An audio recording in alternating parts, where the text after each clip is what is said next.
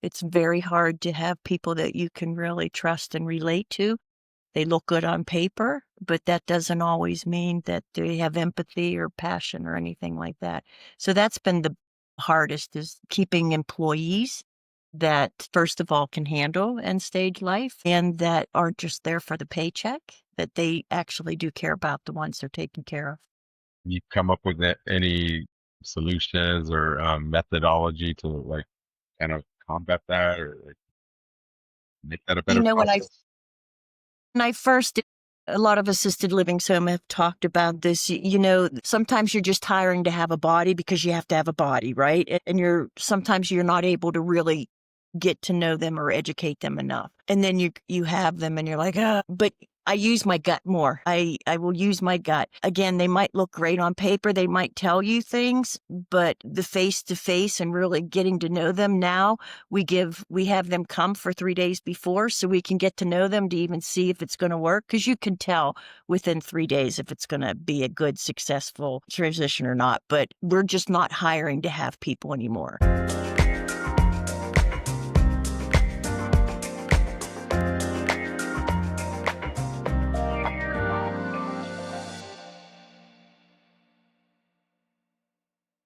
Hey, I'm Jesse Garza with Premier Leadership Podcast.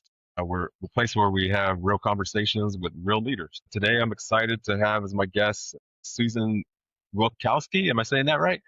You are saying it correctly. Great. Okay. She's the founder of Circle of Life Alzheimer Care Homes in Arizona. So, Susan, welcome and thanks for being here. How are you today? I'm good, and thanks for asking me. I'm excited. Great, great. Well, we'll jump right in. I look forward to, talking to you about the work that you're doing with Circle of Life Care. But first, would you mind sharing a little bit about your story and what led you to doing the work that you're doing today? Sure. I was the youngest of three brothers, so kind of the baby, and we had a lot of health issues in our family. So with my mom, my brothers, aunts, and uncles, I've always been caring for people. I tried a different route, many, many different routes of this isn't what I want to do. This isn't the cool job of being a caregiver. There's a lot of better jobs out there. So I jumped around and jumped around, but I always ended up back in caregiving, taking care of someone. So at age 50, it actually was 45, I ran into another family sickness. My aunt, who was a second mother to me when my mom passed very early, that she became sick. She had taken a fall and had ended herself up in the rehabilitation center, skilled care. And my cousin decided to leave her there. And my aunt, every time I visited her 3 times a week, she'd be saying, take me to the lawyer, get me out of here, let me sign everything over to you, do something, do something. So I felt really bad. And that's not where she wanted to finish her journey of life with. She was always a traveler and wanted to live at home and stay at home. So we lived in a condo unit in New Jersey where we raised our kids, and there was a unit above me that was for rent. So I made up business cards. I made up flyers. I did all of these things because my aunt's family, my family, always went to the Jersey Shore for the 4th of July. So my cousin was letting my aunt come home for a couple days while everybody was there. And I passed these business cards and brochures out. And I named myself then the Sea House because we were next to the ocean. And I opened up as a foster home is what they called them there, adult family center. So the family couldn't deny my aunt moving there. So my cousin had no choice but to allow her or say that she could come live with us. So that's how this whole thing started. Within 2 or 3 years, I had a bunch of 4 or 5 homes at that time. So that's how the journey started with opening up the care homes. Yeah, that's definitely, it sounds like came from a place that was near and dear to your heart, and Yes. a place Yes. of definitely wanting to serve, and you have a strong why because of that. Yes. And they don't want to end their world or their lives in a big institution, which is what it was. So you try to help in the best ways as you can. Did I make a friend at the end with my cousin? No, probably not. But that's okay. That's okay. And so fast forwarding to today, where is the company today? You're in a different location now, and probably a little bit bigger. Yes, we ended up New Jersey isn't the greatest states to do business in. Their rules and regulations and things aren't the same. I did a lot of thinking out of the box in my world of this business. So I had the state and the local governments and all that not really sure of what to do with me. So it was always a constant battle. I was sitting there in 2014 looking at a AAA magazine and it said, "Where's the top 3 retirement towns?" And one was Pennsylvania, one was Florida, and then they had, Prescott, Arizona. So, I drove cross country by myself and left the family there, my kids and my husband, and started out here with 1 house, and then 4 years later, they all started to come out, and we had 5, and now we're up to 7. That's an amazing Yeah, so story. we've built It's been a journey. Yeah, certainly has. In doing all this, what have you found? What were your main values that led you or kind of guided you in your leadership style? Because you're obviously leading quite the quest here. I find that seniors want to stay as active as they can, and they want to stay in their residence as long as they can, or they wanna be somewhere where it's not institutionalized. My homes have 5 to 7 people, they're in residential neighborhoods, so we have a caregiver that takes care of them. They cook, they clean, they do everything. We don't have rules. The only rule is safety. We deal with end stage life, Alzheimer's and dementia. So if it's at the beginning stages, we're not really the place to be. But we deal with dignity and respect and love for our residents to have a nice place to pass and families that will trust who they're taking care of to pass. I built the homes more because I was a caregiver for so long. I built the homes more for the families that they would feel safe and comfortable leaving their loved one there. They didn't have to be there all the time. They can come and go when they want. So I wanted a place for the family to know that their wishes are being met too. I know how hard it is to caregive and I know what I expected and what I gave to my own parents. So we try to give that to everybody. And it's not an ideal situation sometimes for family members to take care of their loved ones when they're passing. They just don't, they're nervous about the medicines. They're just nervous about everything and they just really don't want to be there towards that stage, which is fine and it's understandable. Sounds very interesting. It sounds like you carved out a very specialized niche, if you will, and like one that was probably really needed at the end of their end stage uh, part of the disease there. What have been your biggest challenges as you've been on this journey? These challenges, family members, again, nobody likes to talk about death. Death in the United States is just not discussed like it is in other countries or in Europe and things. That goes along with birth and everything else. Everybody talks about that. So a lot of the families didn't understand where they were or that they were close to death and how to handle the death. So we've brought that more to light. Where end of life doulas, which we were certified. I was certified with Second Winds, which that's what she's doing right now. She knows the stress and everything. Dementia residents and Alzheimer's residents tend to die differently than the normal age and wearing and tearing. So family difficulties with that part. And we're in neighborhoods. So some of the neighbors aren't exactly that thrilled. And you're trying to explain to them that it's okay. And just having the right team with you. It's very hard to have people that you can really trust and relate to.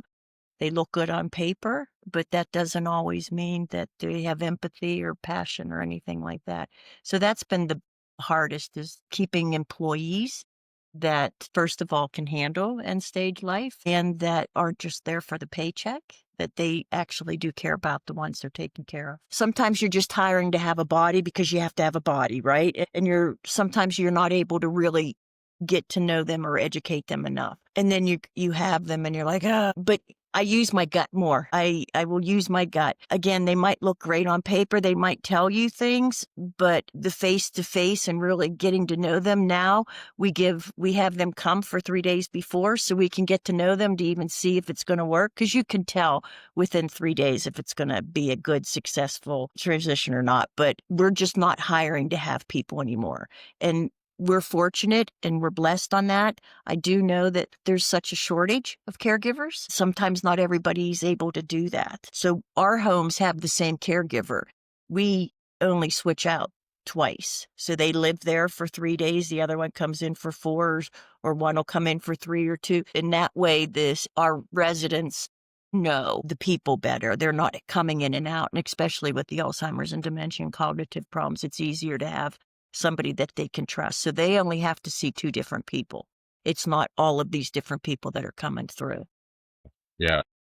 Love how you have them in before you make the decision because that, I mean, you're never really going to know probably until you see them in that environment.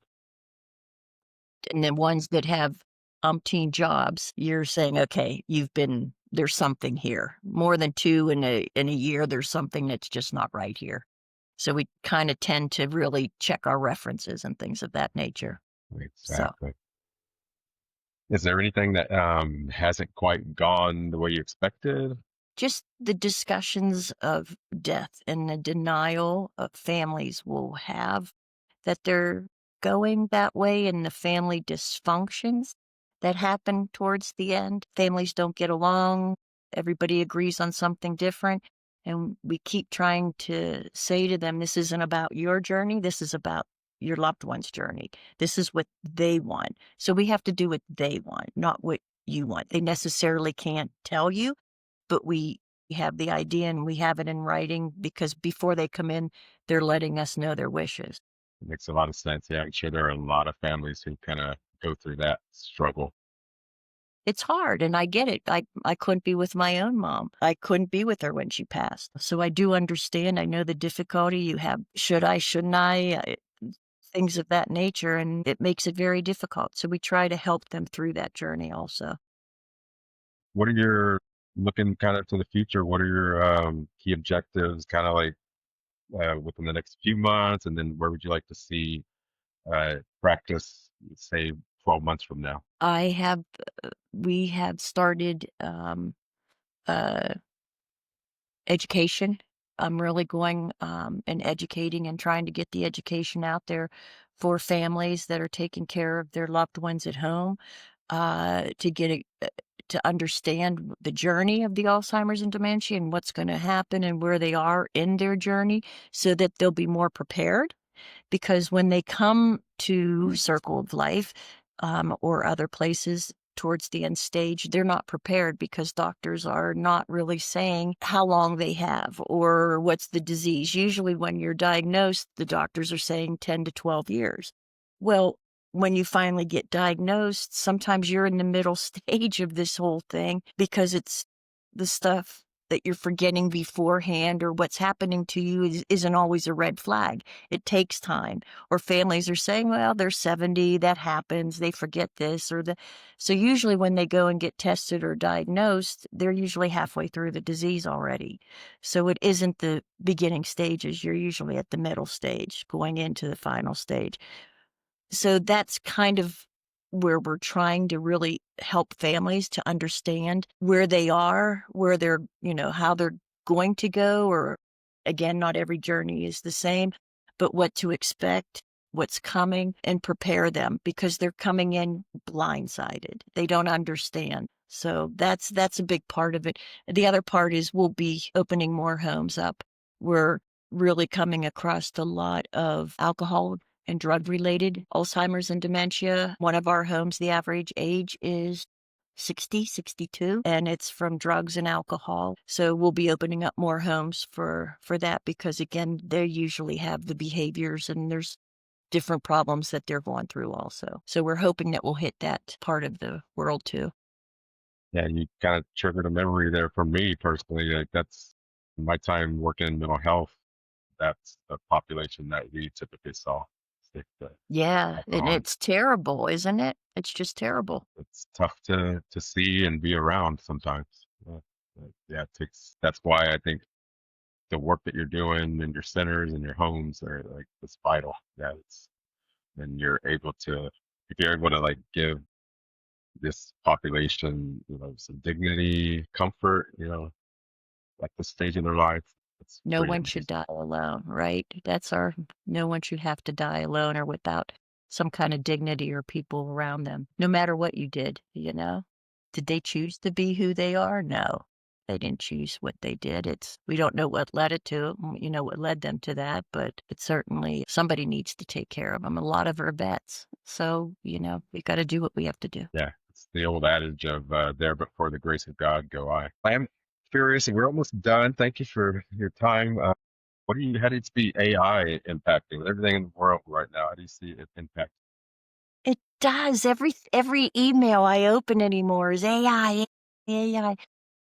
Looked into it, and I actually do have a Zoom or whatever for one of the products, and a woman who's near and dear to me and who I have actually trained with her, and I've been have a consulting, certification from her is Teepa Snow. And she's the old guru of Alzheimer's and dementia. She's been around for 20 years. She is the go-to person. She hooked up with Sensi, and they have an AI they're trying to do, and I like this part of it. It censors aggravation or behaviors that maybe a caregiver and a resident might be having, and it shoots the video on if the language gets and then it films, I guess, what's going on, and then when things die down it goes off. But it's a great teaching tool for us as the managers and the owners to with our caregivers to say, hey, maybe we could have tried a different way with this, or Jane gets like this every at 4 o'clock every day, and look, you do this every day at 4 o'clock and it's not working, let's try something else. So I see it for education purposes. I also see that they want to use it, or they're using it for people that are in their homes as they can't have enough afford enough caregivers to be there around the clock. So AI will be there. I don't know that much about what that's going to do or what works with that. I don't know if it calls 911, if there's, I don't know. I don't know enough about it. But as the education part for the healthcare industry and for letting people know medicines are due or this should be done, I think it's a wonderful thing. I think it'll prevent falls. I think it'll help caregivers understand what they're doing or how we can help. I think it'll be a good thing. That's great. Yeah, I agree with you. I think it's still in the early stages, but yeah, it's if you can harness, what's out there, gonna be beneficial. I think the upsides are outweigh the downsides probably. I think it'll be wonderful. I don't think people, can use it as a as a babysitter or as a caregiver, but it will help tremendously for those families who are struggling. They can't afford, they have to keep them at home. And that's what we're trying to hit those families with. We can help you. Let's see what we can do to make your life a little easier. I've been there. I've got that postcard. Thousands of hours and thousands of dollars spent. Let me see if I can help, and you won't have to go down the same path that we went down. So that I hope will really be flourishing next year. Absolutely. Yeah, AI, I don't think will ever replace the human side of life, I guess. But it can definitely help leverage, the things that we're trying to accomplish, I believe. So, what advice would you give somebody who's looking to follow in your footsteps and do the same kind of work that you embarked on? Need to do something that doesn't feel like a job. This isn't a job to me. I love this. It never seems like a job. And really trust your gut. You need to trust your own instincts. I have made so many wrong decisions by saying, I don't think that's right, but these people are saying, oh, we need to go this way or we need to do that. Just didn't trust myself enough. And I think you just have to have a really big backbone and trust yourself. And I had great mentors. I had mentors that I could talk to all the time and say, how are you feeling? You've been through this, and they've helped me a lot also. But a lot of it is, you got to make a lot of mistakes to know if you're doing it correctly. So don't get down on yourself because something's gone wrong, but you got to trust yourself. That's very valuable That advice. makes sense. Absolutely. That's perfect advice. Yeah, because and the mentorship I think is key as well. Like somebody who's been there before you, and then if nothing else, they're a sounding board for you, kind of a sanity check sometimes. And I love to, talk to people if they ask you. I don't have a problem. Some people in some places don't want to play in the sandbox together, but we're all here for the same reason is we all bring something different to the table. So I love when people ask, how or what do you think? How's this? Did you run into these problems? I'd be more than happy and I'd love to answer those questions because again, we've been through that and I've had a lot of people help me through it. So we should be giving back and doing the same for others. Very true. Last question, Susan. Where can people find if they want to reach out or if they have, want to get more information about working with your company, franchising maybe? So we're on the website, which is www.circleoflifecare.com. You can contact me that way. My phone number, everything's on there. And my personal cell, don't have a problem with that either. It's 609-425-6055, and you can call. And if I'm not here, someone will take a message and I will definitely call you back. I'll be sure to have those all that information in the show notes and description as well. Thank you. All right. Well, thank you for your time today. Appreciate you being on. This has been a great conversation, and I wish you nothing but the absolute best and success as you. Thank you for the invitation. I enjoyed it. Thank you. Thank you.